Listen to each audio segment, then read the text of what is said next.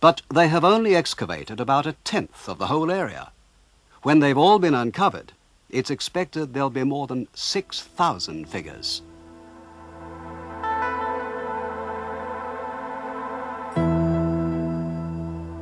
The Emperor Qi Huangdi was indeed a very powerful man.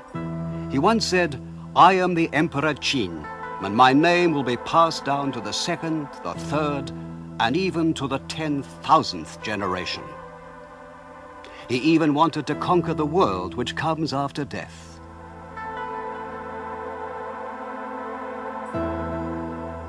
He built a sort of tomb palace underground where he'd live after his death and place soldiers at its four corners like an imperial guard. Today, this is all being carefully excavated by the archaeologists.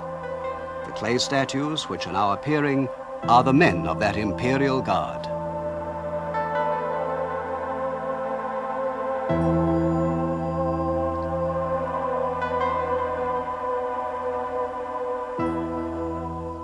In the famous Chinese history book called the Chronicles, the underground palace is described like this. When the Emperor Qi Huangdi took power, he had a tomb constructed using 700,000 convicts as labor. In it, he placed a golden throne and an observation tower with 100 officials and military officers. He had a special system invented that would shoot arrows to kill anyone that might try to dig up the palace.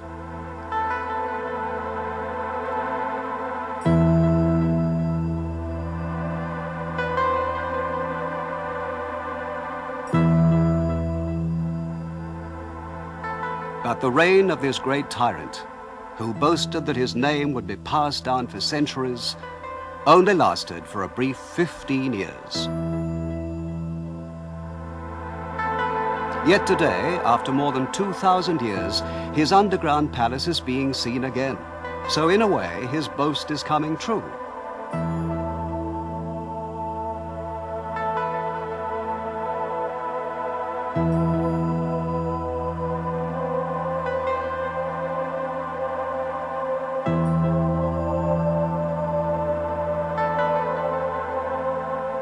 The archaeologist in charge told us that to complete the excavation will take about another 20 years of work. He invited us to come back in the year 2000 and told us we'd be welcome.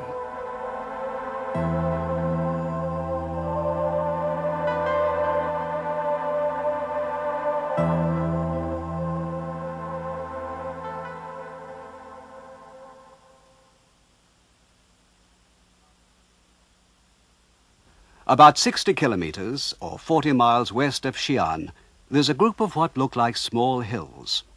It's the tombs of emperors of the Han Dynasty, which ruled China after the Qin about 2,000 years ago. Government officials, important soldiers, and relatives of the emperor were also buried here. The high mound in the middle, surrounded by the tombs of scholars and generals, is the burial place of the great Han Emperor, Wu Di.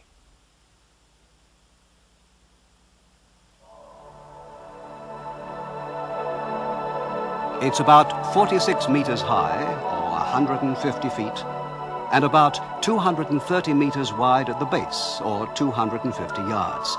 So it's comparable with the Great Pyramid of Egypt. The Emperor Wu Di was master of China, and to help him conquer the Xiongnu to the north, probably the ancestors of the Huns, he decided he ought to make a military alliance with a country to the west called Yueshu.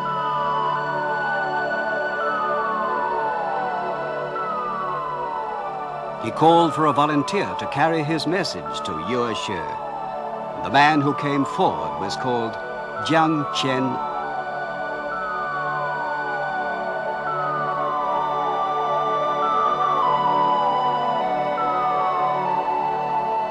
Zhang Qian set out towards the west with a guide called Gan Fu and about 100 companions.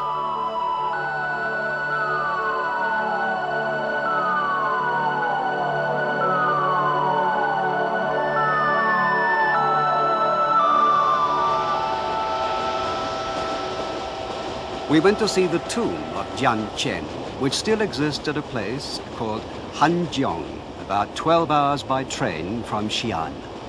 We were the first expedition of foreigners ever to visit the tomb.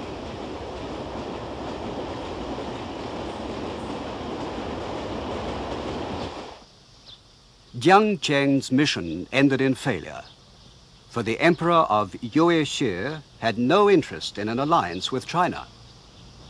Zhang's journey took him 13 years, and he was twice taken prisoner by the Huns.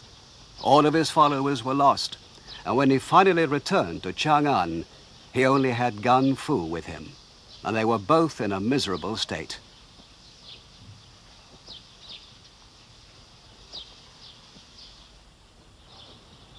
But Zhang Qian hadn't wasted his time.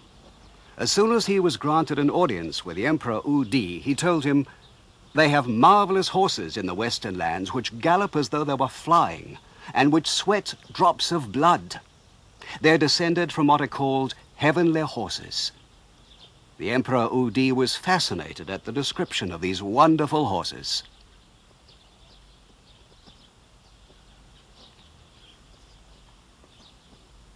For during his battles with the Huns, he had found that he was always at a disadvantage, because the Chinese horses were slower, smaller, and altogether less efficient than the nomads' mounts.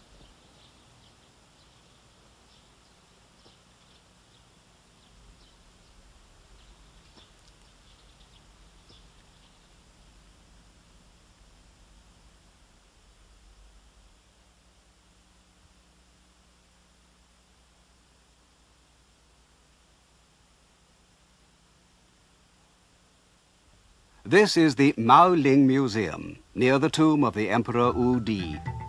Here we saw statues of Huns being trampled underfoot by Chinese on the horses that sweat blood.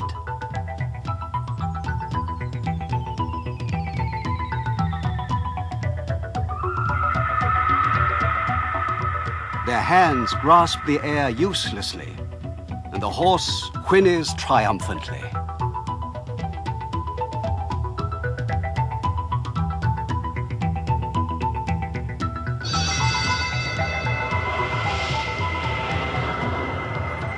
After he had obtained some of the famous Western horses, the Emperor Wu Di organized a campaign against the Xiongnu. His army was commanded by a young general called Fuo Qiubing. Handling his new cavalry skillfully, young General Fuo fought and won battle after battle with the mounted armies of the Xiongnu. He went on to conquer an area west of the Yellow River called the Heshi Corridor, and returned in triumph to Chang'an with no less than 100,000 prisoners. Fortresses were built in the Heshi Corridor, and a road between Han China and the West was established. Thus, the Silk Road began. For China, the new road had a double importance. From the West, they could get the precious heavenly horses, and they could export Chinese goods and culture abroad, especially silk.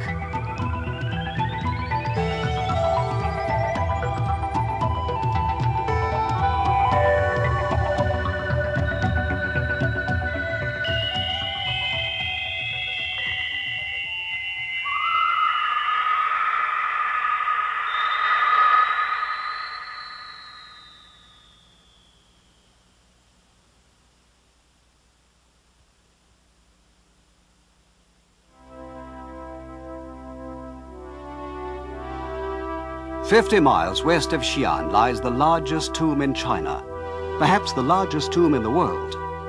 It's the burial place of the third emperor of the Tang Dynasty, which started in 618 AD. His name was Gao Zhong, and his empress who was buried with him was called Wu Zetian.